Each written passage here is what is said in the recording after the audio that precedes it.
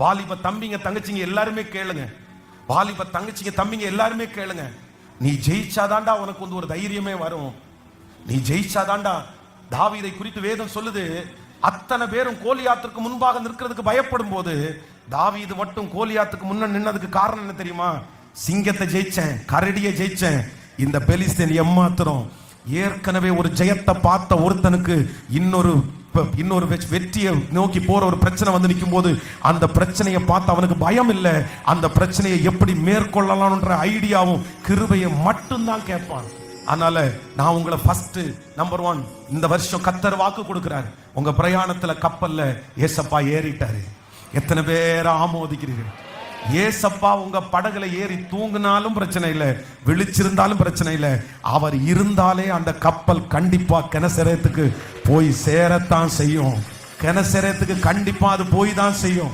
Number 1 முதலாவதாக 276 பேரோட இருக்கிற இந்த கப்பலுக்கு ஃபர்ஸ்ட் வர்ற போராட்டம் என்னன்னா எதிர்காற்று.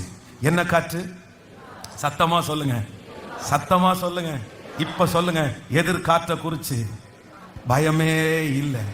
கொஞ்ச தூரம் அப்படிதான் இருக்கும், தாண்டினீங்கன்னா சரியா போயிடும். ஒரு 3 பேருடைய கையை பிடிச்சு சொல்லுங்க, எதிர்காற்றை தாண்டிட்டீங்கன்னா போதும், எதிர்காற்றை தாண்டிட்டீங்கன்னா போதும், அடுத்த லெவல் ரொம்ப சமாதானமா இருக்கும். சொல்லுங்க, சத்தமா சொல்லுங்க. ஹல்லேலூயா.